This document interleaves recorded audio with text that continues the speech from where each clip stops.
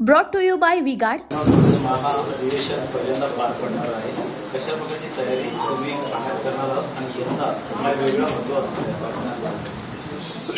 अशा प्रकारचं सहकारी गृहनिर्माण संस्थांचं महाअधिवेशन ठाण्यामध्ये पहिल्यांदाच होत आहे। मुंबईमध्ये 1965 पासून आतापर्यंत अशी 3 महाअधिवेशनं झाली, पण ठाण्यामध्ये अशा प्रकारचं महाअधिवेशन आतापर्यंत झालेलं नाही।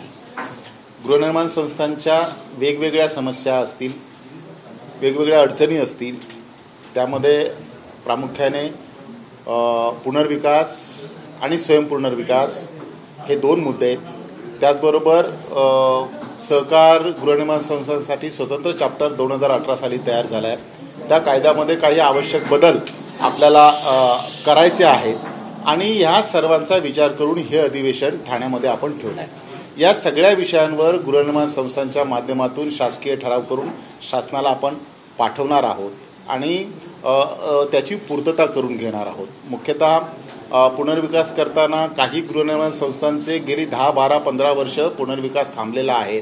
विकासकांच्या अडचणी किंवा विकासकांच्या वेगवेगळ्या अतिअपेक्षा आणि गृहनिर्माण संस्थांच्या सभासदांना वेठीस धरलेलं हे काही विषय आहेत। काही ठिकाणी कोर्टामध्ये बरेच विषय प्रलंबित आहेत, त्याचा निर्णय लागत नाही, त्यामुळे इमारती तोडलेल्या आहेत, बिल्डिंग तोडलेल्या आहेत, त्यामुळे आमचे सभासद रस्त्यावर आहेत, भाडं पण मिळत नाही आणि घर पण मिळत नाही, अशी त्यांची परिस्थिती झालेली आहे। या सगळ्यांवर काहीतरी पर्याय शासनाकडून निघायला हवा, शासनाकडून काढायला हवा आणि या आमच्या गृहनिर्माण संस्थांच्या सभासदांना त्यातून मदत व्हायला हवी। हे जे पुनर्विकास सुरू आहे किंवा बंद आहे, त्या बरेचसे सभासद हे सिनियर सिटीजन आहेत, ज्यांची वय 70, 75, 60, 65 वर्षे अशी आहेत आणि हतबल झालेले आहेत आणि त्यांना मदत देण्याचं मुख्य काम या माध्यमातून आम्हाला करायचं आहे। भाइयों बहनों, उनके राज में पावर रहे अनस्टेबल और हम रखे सब स्मूथ और स्टेबल। हमारा नेता कैसा हो, जो स्टेबल पावर दे वैसा हो। अब की बार वी-गार्ड एसी स्टेबलाइजर का चमत्कार। किती गृहनिर्माण संस्थांचा सहभाग याच्यामध्ये असणार आहेत आणि राजकीय नेते कोणते या सहभाग? आमची अपेक्षा आहे की या अधिवेशनामध्ये 8 ते 10 हजार गृहनिर्माण संस्था सहभागी होतील, कारण ठाणे जिल्ह्यामध्ये 32,000 गृहनिर्माण संस्था आहेत।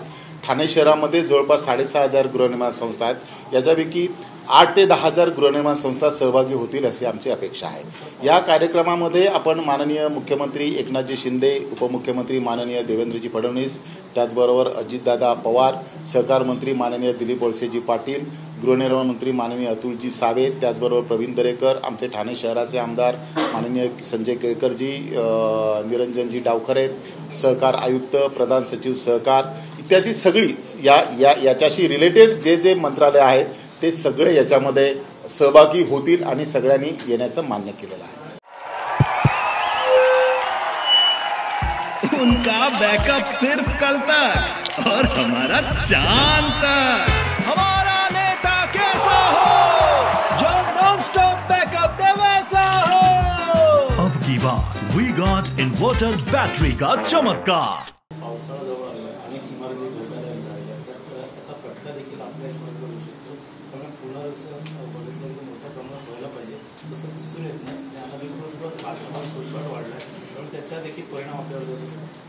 नक्कीच पावसाळा जवळ आहे, त्यामुळे धोकादायक इमारती महानगरपालिकेने जाहीर केलेल्या आहेत आणि अशा ठाण्यामध्ये ज्या धोकादायक इमारती आहेत त्या छोट्या छोट्या इमारती आहेत, 10-12 सभासदांच्या किंवा 2 किंवा 3 माळ्यांच्या आणि त्या जुन्या आहेत। काही कंजेस्टेड एरियामध्ये ज्यांना त्यांना रस्ता नाही, एक्सेस रस्ते नाही, 9 मीटरचे रस्ते नाहीत, त्यामुळे काही लोकांचा पुनर्विकास थांबलेला आहे किंवा जिथे बिल्डरला जास्त फायदा मिळत नाही त्या ठिकाणी बिल्डर लोक येत नाही आणि हाच आमचा उद्देश या माध्यमातून आहे की अशा ज्या रखडलेल्या छोट्या सोसायट्या आहेत जिथे बिल्डर येत नाही तिथे सेल्फ रिडेव्हलप म्हणजे स्वयंपुनर्विकास व्हावा आणि या स्वयंपुनर्विकास करताना जिल्हा मध्यवर्ती बँक असेल किंवा राज्य सहकारी बँक असेल यांच्याकडून चांगल्या प्रकारे मोठ्या प्रमाणात कर्ज मिळावं आणि कर्ज मिळताना त्यांच्या ज्या टर्म्स कंडिशन आहेत, अटी शर्ती आहेत त्या कमी असाव्यात, जेणेकरून कर्जाची सुलभता होईल। हाच मुख्य उद्देश या अधिवेशनाच्या माध्यमातून आहेत. अनऑथराईज इमारती आहेत त्याबद्दल खरं म्हणजे आमचा काय विषय येत नाही, तो शासनाचा आणि महानगरपालिकेची भूमिका आहे. पण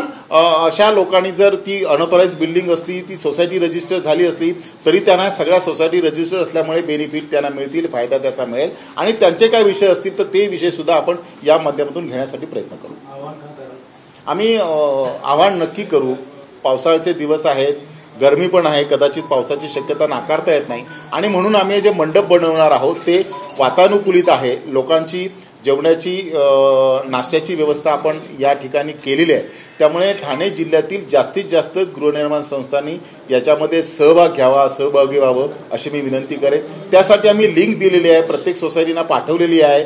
आणि जर ती लिंक मिळाली नसेल, याबद्दल तुम्हाला काय शंका असेल, अडचणी असतील तर तुम्ही हाऊसिंग फेडरेशनच्या बदलापूर असेल, डोंबिवली असेल, ठाणं असेल, बदलापूर असेल या ठिकाणच्या कार्यालयाला आपण भेट देऊन आपलं नाव या ठिकाणी नोंदणी करा अशी विनंती करतो. आणि हे पहिलंच अधिवेशन आहे. आपण ठाण्यातल्या सगळ्या गृहनिर्माण संस्थांच्या सभासदांनी, पदाधिकाऱ्यांनी, संचालकांनी हे यशस्वी करूया. आपण सर्वांनी त्यासाठी सहकार्य करा अशी मी तुम्हाला विनंती करेन. Brought to you by V-Guard.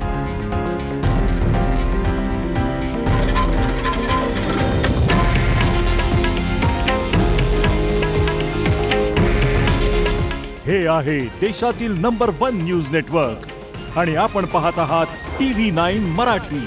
काळजी तुमची, हित महाराष्ट्राचं.